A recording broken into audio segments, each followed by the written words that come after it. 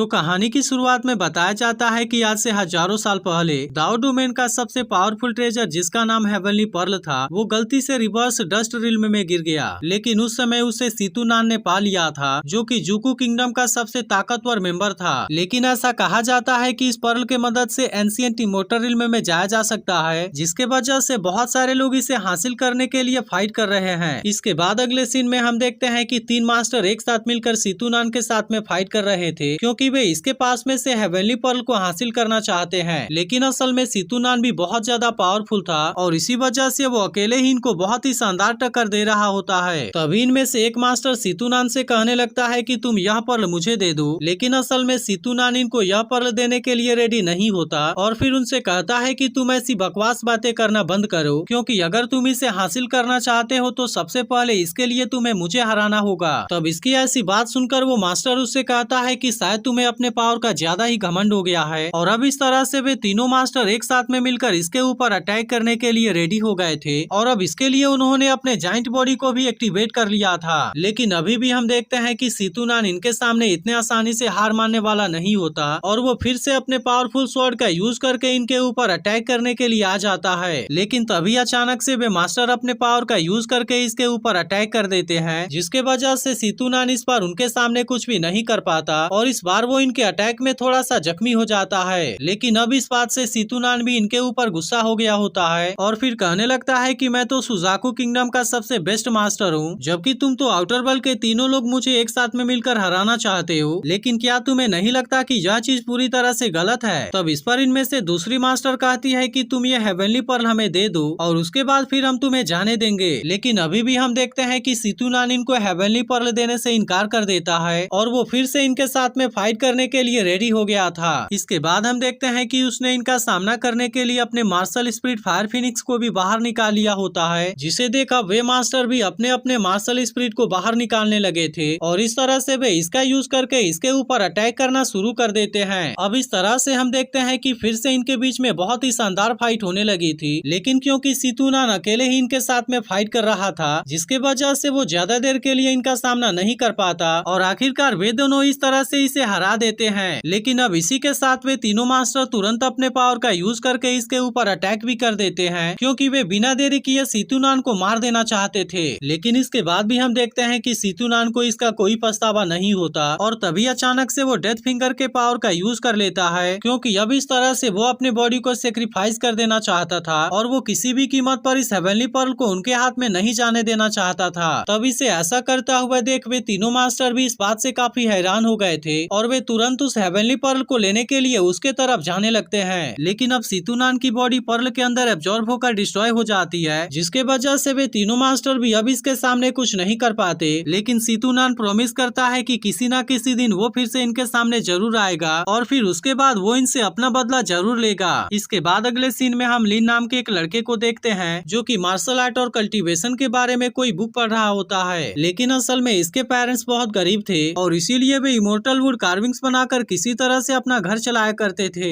लेकिन तभी इसी वक्त इनके घर पर कोई आदमी आ जाता है, क्योंकि लिन के पेरेंट्स ने उससे कर्जा लिया था और इसीलिए वो इस मंथ का अपना इंटरेस्ट लेने के लिए आया होता है। इसके बाद हम देखते हैं कि उसके आदमी इनके जमा किए हुए पैसे को लेकर जाने लगे थे, जिसे देख लिन के फादर उनके सामने ऐसा ना करने के लिए रिक्वेस्ट करने लगते हैं, क्योंकि उन्होंने इन पैसों को लिन के एग्जाम के लिए किसी तरह से जमा किया था। लेकिन हम देखते हैं कि वे लोग इनकी कोई भी बात मानने के लिए रेडी नहीं होते और इसके अलावा वो इनके साथ में मिसबिहेव भी करने लगे थे। तभी वो आदमी लिन के फादर से कहता है कि अगर तुम क्लैन के कर्ज को नहीं चुका सकते तो फिर इसके बाद तुम किसी फ्यूचर के बारे में कैसे बात कर सकते हो। अब ऐसी बातें कहने के बाद वो आदमी यहाँ से जाने लगा था। लेकिन तभी लिन की मदर उससे कहने लगती है कि प्लीज तुम हमारे साथ में ऐसा ना करो, क्योंकि इसके वजह से हमारा बेटा एग्जाम में पार्टिसिपेट नहीं कर पाएगा और इस तरह से इसका फ्यूचर पूरी तरह से बर्बाद हो जाएगा। लेकिन इस पर लिन अपने पेरेंट्स से कहता है कि आपको यह सब करने की कोई जरूरत नहीं है, क्योंकि मैं आपको किसी के सामने घुटने टेकते हुए नहीं देखना चाहता।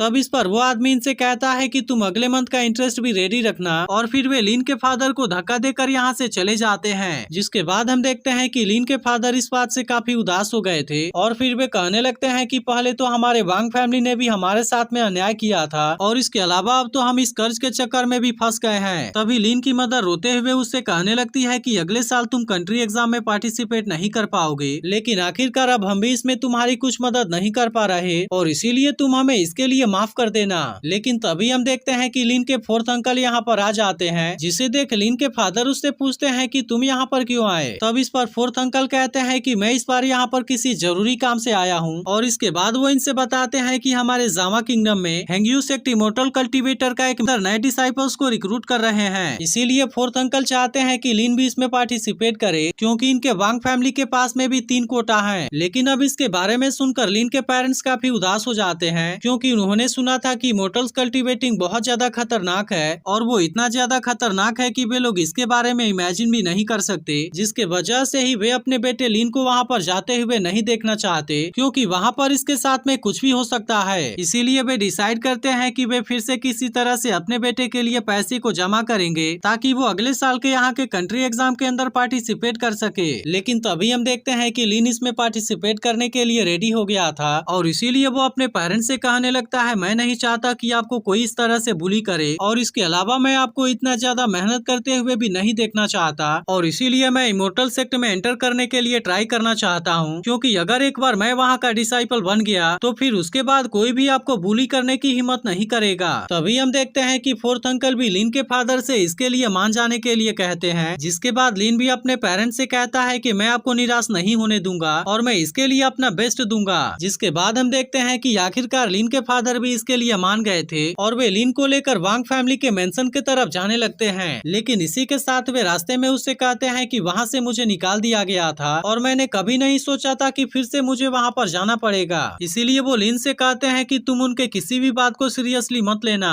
इसके बाद हम देखते हैं कि लिन अपने पेरेंट्स के साथ वांग फैमिली के मेंशन में आ गया था, जहाँ पर वांग हाउ इसे देखते ही काफी खुश हो जाता है। इसी के साथ हम यहाँ पर वांगजू को भी देखते हैं, जो कि इन तीनों में सबसे ज्यादा टैलेंटेड था। तभी कुछ देर के बाद इनको लेने के लिए एक इमोर्टल भी यहाँ पर आ जाता है, जो वांगजू को देखते ही कहता है कि तुम तो सच में बहुत ही टैलेंटेड लग रहे हो और मुझे लगता है कि इसीलिए अंकल डाओसू ने तुम्हें फेवर किया था। जिसके बाद अपनी तारीफ सुनकर वांगजू इसे थैंक यू कहता है। लेकिन तभी हम देखते हैं कि इस इमोर्टल ने अपने और भी 3 स्वॉर्ड को बाहर निकाल लिया था, क्योंकि वे इसी के मदद से फ्लाई करते हुए यहाँ से जाने वाले थे। लेकिन तभी लिन उससे कहता है कि मैं यहाँ से जाने से पहले अपने पेरेंट्स से कुछ बात करना चाहता हूँ। जिसके बाद हम देखते हैं कि वो इमोर्टल भी इसकी बात मानने के लिए रेडी हो जाता है और फिर लिन अपने पेरेंट्स से ब्लेसिंग लेने के लिए उनके पास आता है। इसके बाद वो अपने पेरेंट्स से कहता है कि इस ट्रायल के लिए वो अपनी तरफ से अपनी पूरी कोशिश करेगा, लेकिन इसी के साथ वो इनसे कहता है कि आप अपना भी ख्याल रखना। तब इस पर लिन की मदर उससे कहती है कि अगर तुम वहाँ पर सिलेक्ट हो पाए तो कोई बात नहीं, और अगर ऐसा हुआ तो उसके बाद तुम तुरंत हमारे पास में आ जाना। तब इस पर लिन अपने मदर से कहता है कि आप इसके बारे में ज्यादा चिंता ना कीजिए और इसके बाद हम देखते हैं कि वो भी इमोर्टल के साथ में फ्लाई करते हुए यहाँ से जाने लगा था। अब इसी तरह से वे तीनों फ्लाई करते हुए हेंग्यू सेक्ट की तरफ बढ़ने लगे थे, जहाँ पर रास्ते में इनको बहुत सारी अमेजिंग चीजें नजर आती हैं और फिर आखिरकार कुछ देर के बाद वे भी हेंग्यू सेक्ट में आ गए थे। लेकिन असल में इनके अलावा यहाँ पर और भी बहुत सारे स्टूडेंट आए होते हैं। तभी कुछ देर में यहाँ के सेक्ट लीडर भी अपने कुछ एल्डर के साथ में यहाँ पर आ जाते हैं, जिसे देख वे सभी लड़के इनको रिस्पेक्ट देते हैं। इसके बाद सेक्ट लीडर इनसे कहते हैं कि मेरे हेंग्यू सेक्ट के द्वारा डिसाइपल्स को सिलेक्ट करने का प्रोसेस बहुत ही ज्यादा स्ट्रिक्ट है और इसीलिए मैं पहले ही बता देना चाहता हूँ कि तुम में से बहुत कम लोग ही इसके लिए सेलेक्ट हो पाएंगे और फिर इस तरह से वे मेरे हेंग्यू सेक्ट का डिसाइपल्स बन पाएंगे। अब इतनी बात कहने के बाद वो इनसे कहते हैं कि सबसे पहले तुम्हारा स्पिरिचुअल रूट टेस्ट होगा, क्योंकि इमोर्टल्स को कल्टीवेट करने के लिए यह टैलेंट सबसे इम्पोर्टेंट होता है। जिसके बाद हम देखते हैं कि इनके साथ वाले दोनों एल्डर इन सभी का टेस्ट लेने लगे थे, जिसके दौरान वे बारी बारी से इनके ऊपर अपने पावर का यूज कर रहे होते हैं और इस तरह से वे इनके स्पिरिचुअल रूट को टेस्ट कर रहे थे। लेकिन हम देखते हैं कि काफी टाइम तक भी इसमें से कोई इसके लिए क्वालिफाई नहीं कर पाता और फिर इसके बाद इसके लिए वांगजू की बारी आती है। तब इसके स्पिरिचुअल रूट को टेस्ट करने के बाद वो एल्डर उससे पूछता है कि क्या तुम वांगजू हो, जिसके बारे में ब्रदर डाओसू ने मेंशन किया था। जिसके बाद हम देखते हैं कि वांगजू इस तरह से इसके लिए क्वालिफाई हो गया था और फिर इसके बाद इस टेस्ट के लिए वांग हाओ की बारी आती है। लेकिन हम देखते हैं कि वांग हाओ अचानक से इस एल्डर की तारीफ करने लगा था, जिसे देख वो एल्डर भी उससे कहता है कि तुम तो बहुत ही स्मार्ट लगते हो। जिसके बाद हम देखते हैं कि वांग हाओ उसे 300 साल पुराना गैनोडर्मल लूसीडम देता है और फिर कहता है कि मैं तो इसे स्पेशली आपके लिए ही लाया था।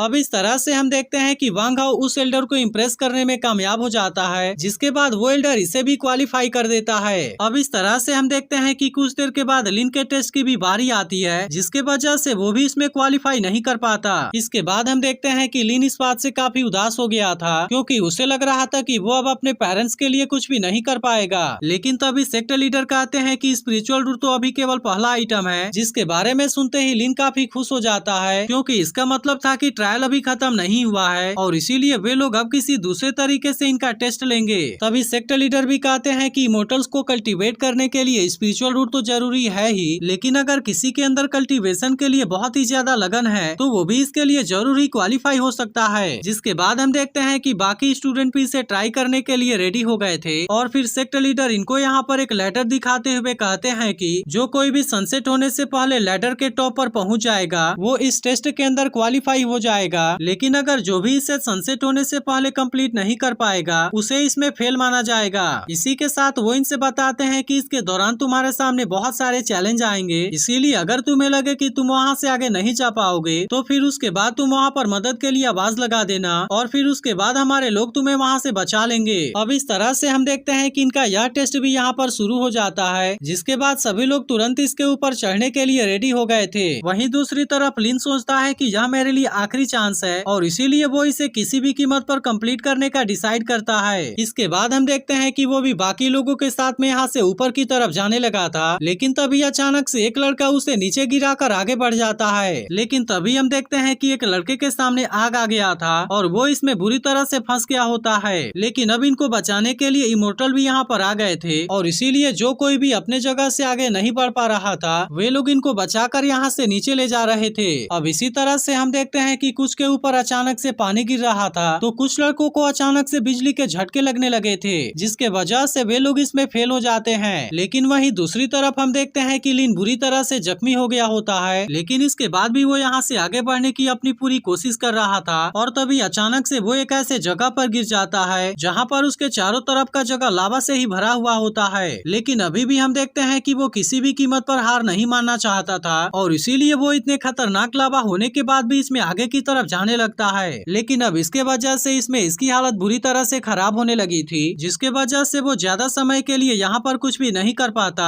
और फिर अचानक से वो इसके अंदर डूब जाता है। लेकिन इसके बाद भी हम देखते हैं कि उसमें इसने हार नहीं माना था और वो किसी तरह से तैरते हुए इसके किनारे पर आ जाता है, जहाँ पर हम देखते हैं कि वे लावा इसके बॉडी से अपने आप ही गायब हो गए थे और इसी के साथ वो लेडर भी अब इसके बिल्कुल सामने होता है। लेकिन इसके बाद हम देखते हैं कि लिन जैसे ही यहाँ से दौड़ते हुए आगे जाता है उसे पता चलता है कि वहाँ पहुँचने के लिए तो कोई भी रास्ता नहीं है और अब इसके बारे में सोचकर वो काफी उदास हो जाता है। लेकिन इसके बाद भी हम देखते हैं कि उसके अंदर इमोर्टल बनने का जुनून भरा हुआ था, इसीलिए वो डिसाइड करता है कि वो इसमें किसी तरह से कामयाब जरूर होगा और फिर इसी के बारे में सोचकर वो जैसे ही अपने कदम को आगे बढ़ाता है उसे पता चलता है कि यहाँ पर नीचे तो एक इनविजिबल सपोर्ट बना हुआ है जिसका यूज करके वो आगे की तरफ जा सकता था। इसके बाद हम देखते हैं कि वो इसी तरह से आगे बढ़ते हुए लैडर के तरफ जाने लगा था, लेकिन तभी अचानक से इसके सामने एक इनविजिबल दीवार भी आ जाती है, जिसके वजह से अब वो यहाँ से आगे नहीं बढ़ पाता। इसके बाद हम देखते हैं कि वो इसे तोड़ने के लिए अपनी पूरी कोशिश भी करता है, लेकिन आखिरकार वो इसके सामने कुछ भी नहीं कर पाता।